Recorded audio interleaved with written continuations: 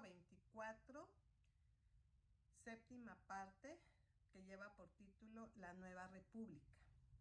Esta protesta incomparable fue tan generalmente firmada que el proyecto de ley de evaluación general no solo fue rechazado, pero en su lugar se aprobó el 26 de diciembre de 1785 una ley para establecer la libertad de religión, escrito por Thomas Jefferson y leyendo lo siguiente: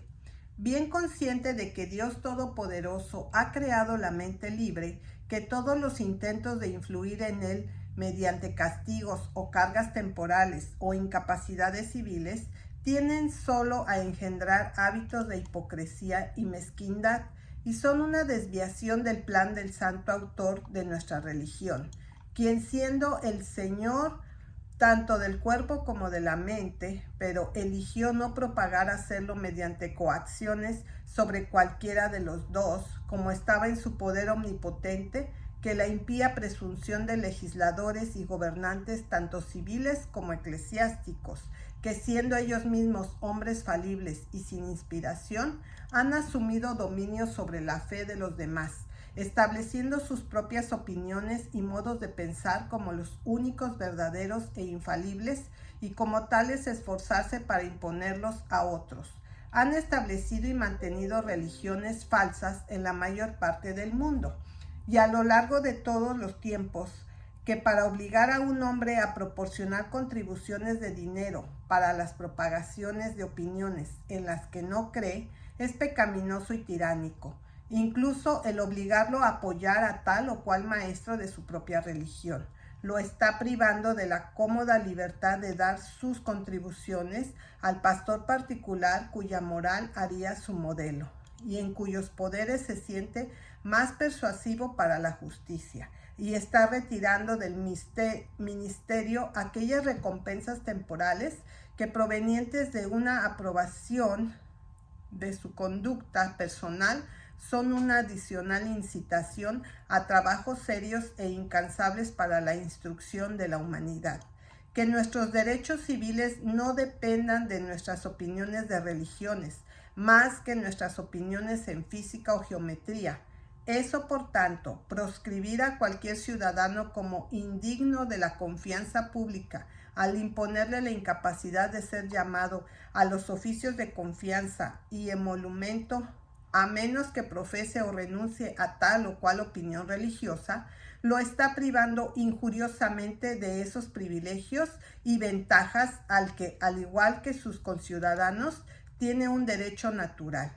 que tiende también a corromper los principios de esa misma religión, es destinado a alentar, mediante el soborno, con un monopolio de honores mundanos y emolumentos, aquellos que lo profesarán externamente y se conformarán a él. Esos, aunque en verdad son criminales, los que no resisten tal tentación, pero tampoco los inocentes que ponen el anzuelo en su camino. Ese permitir que el magistrado civil invada sus poderes en el campo de la opinión y restringir la profesión o propagación de principios en la suposición de su mala tendencia. Es una falacia peligrosa que a la vez destruye toda libertad religiosa, porque él, por supuesto, es partidario de esa tendencia y hará de sus opiniones la regla del juicio, y aprobará o condenará los sentimientos de los demás solo en la medida en que cuadren con o difieran del suyo, que es tiempo suficiente para los propósitos legítimos de gobierno civil, para que sus oficiales interfieran cuando los principios estallan en acciones abiertas contra la paz y el buen orden. Y finalmente, esa verdad es grande y prevalecerá si se deja sola, que ella es la adecuada y suficiente antagonista del error y no tiene nada que temer del conflicto, a menos que por interposición humana se desarme de sus armas naturales, libre argumento y debate. Los errores dejan de ser peligrosos cuando se permite libremente para contradecirlos. Por lo tanto, se ha decretado por la Asamblea General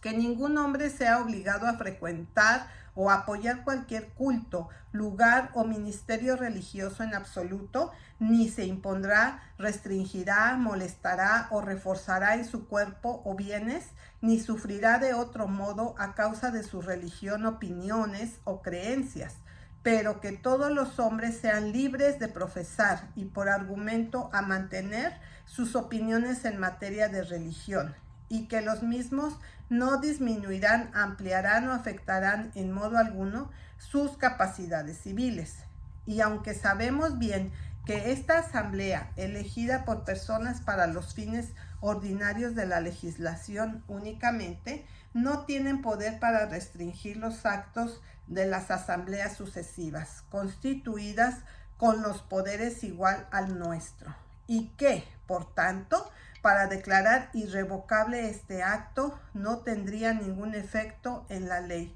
Sin embargo, somos libres de declarar y declaramos que los derechos que aquí se afirman son los derechos naturales de la humanidad, y que si en adelante se aprueba un acto para derogar el presente o limitar su funcionamiento, tal acto constituirá una vulneración del derecho natural. Ahora, durante este mismo tiempo, los acontecimientos se estaban configurando y los planes estaban siendo colocados para la formación de un gobierno federal para la Unión Americana, para tomar el lugar de la indefensa Confederación de Estados. Y no es exagerado decir que para James Madison,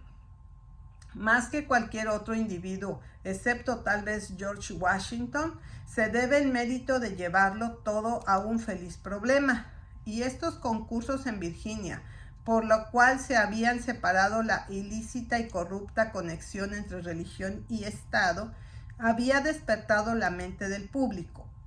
y preparó el camino para la formación de una constitución que comprometiera a la nación a una completa separación de toda conexión con la religión en todas formas. En consecuencia, la Constitución, como se propuso originalmente por la Convención, declaró sobre este punto que no se requerirá prueba religiosa siempre como calificación para cualquier oficina o fideicomiso público de los Estados Unidos.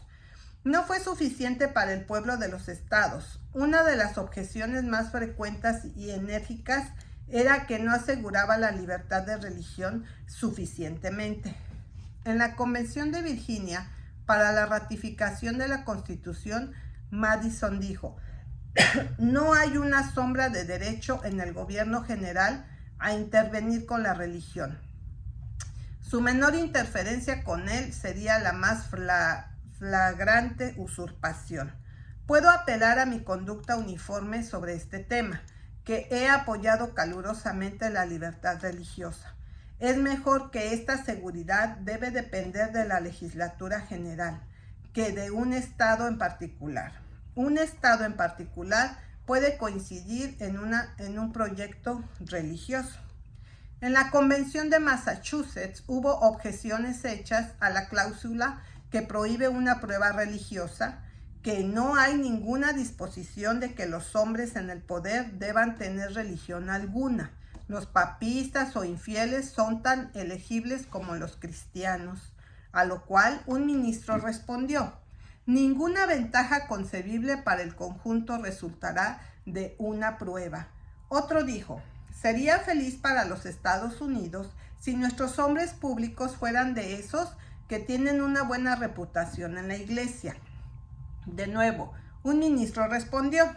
tribunales humanos para la conciencia de los hombres son usurpaciones impías de las prerrogativas de Dios. Una prueba religiosa como calificación para el cargo habría sido una gran mancha, y el anciano Isaac Backus, ministro bautista, cuya historia de la Iglesia de Nueva Inglaterra citada en este libro, dijo: señor presidente, le he dicho muy poco a esta honorable convención, pero ahora ruego que se me permitan ofrecer algunas reflexiones sobre algunos puntos de la Constitución que se nos ha propuesto, y comenzaré con la exclusión de cualquier prueba religiosa. Muchos parecen estar muy preocupados por ello, pero nada es más evidente tanto en la razón como en las Sagradas Escrituras, que la religión es siempre un asunto entre Dios y los individuos, y por tanto ningún hombre o los hombres pueden imponer cualquier prueba religiosa sin invadir las prerrogativas esenciales de nuestro Señor Jesucristo. Los ministros asumieron por primera vez este poder bajo el nombre cristiano. Y luego Constantino aprobó la práctica cuando adoptó la profesión de cristianismo como motor de Estado político. Y que se escudriñe la historia de todas las naciones desde ese día hasta este, y parecerá que la imposición de pruebas religiosas ha sido el mayor motor de tiranía del mundo. Y me alegro de ver tantos señores que ahora están cediendo sus derechos de conciencia en este gran asunto importante. Algunas mentes serias descubren la preocupación de adelante del Congreso establecería el papado o alguna otra forma tiránica de adoración, pero es más seguro que tal forma de culto no puede establecerse sin ningún tipo de prueba religiosa.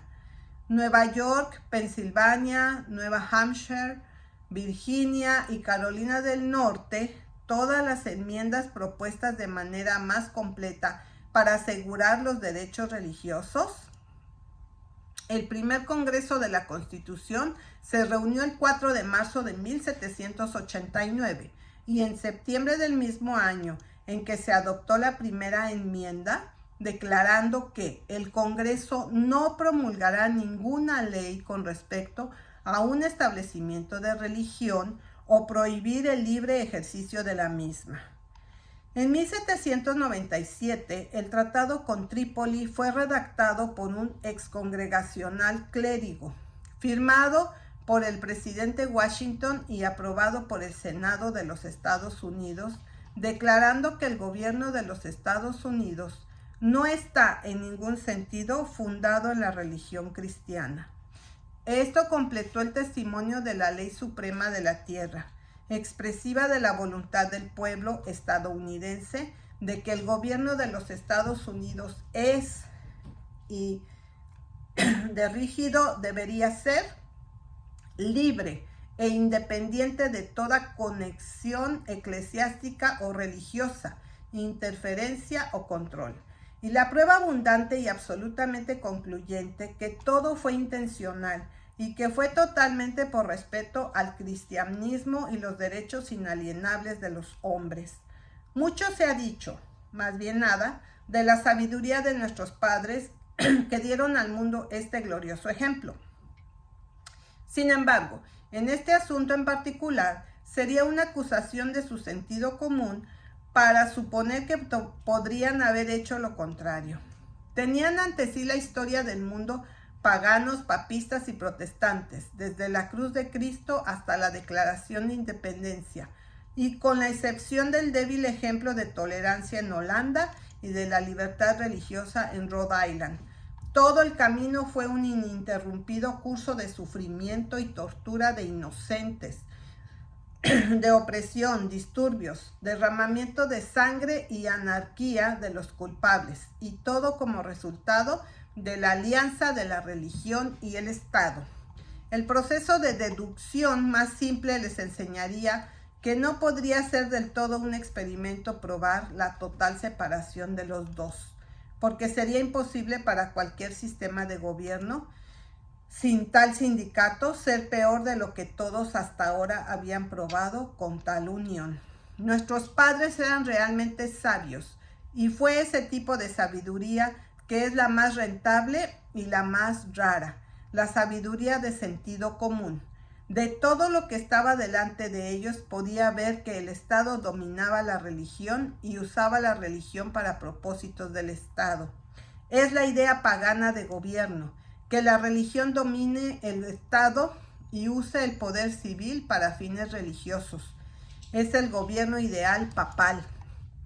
Ambas ideas habían sido seguidas en la historia del protestantismo, por lo tanto decidieron mantenerse alejados de ambos y por una separación clara y distinta de la religión y el Estado, establecer el gobierno de los Estados Unidos sobre la idea cristiana.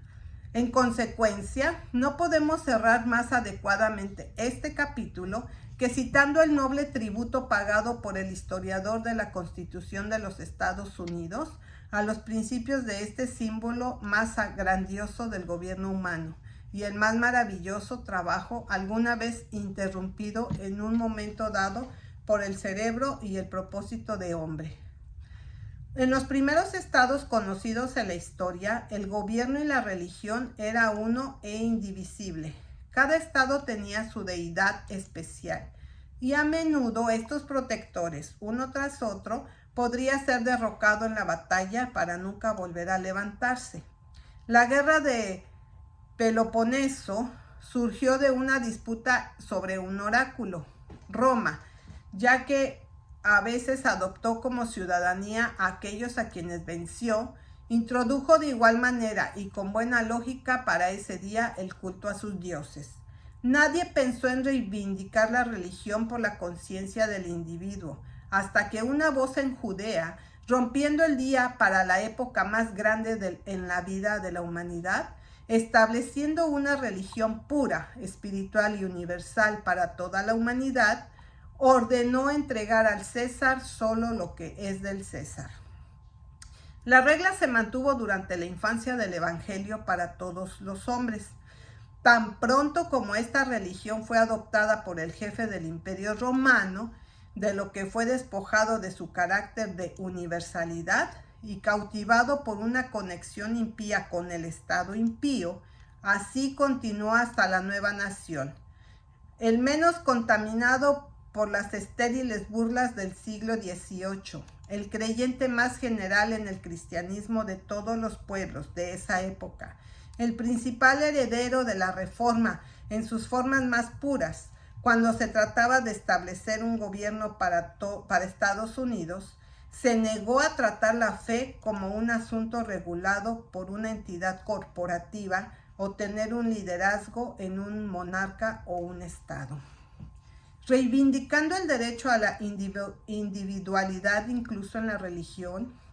y en religión sobre todo, la nueva nación se atrevió a establecer el ejemplo de aceptar en sus relaciones con Dios el principio primeramente ordenado por Dios en Judea.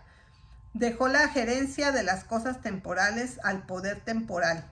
pero la Constitución estadounidense, en armonía con el pueblo de varios estados, negaron al gobierno federal el poder para invadir el hogar de la razón, la ciudadela de la conciencia, el santuario del alma, y no por indiferencia, sino que el espíritu infinito de la verdad eterna pudiera mover en su libertad, pureza y poder. Tú así, con la perfecta individualidad extendida a la conciencia, la Constitución de los Estados Unidos, tal como está, se mantiene como el único monumento de toda la historia que representa el principio que Cristo estableció para el gobierno terrenal. Y bajo ella, en libertad civil y religiosa, en iluminación y en progreso, esta nación se ha mantenido merecidamente como el faro de luz del mundo durante más de 100 años.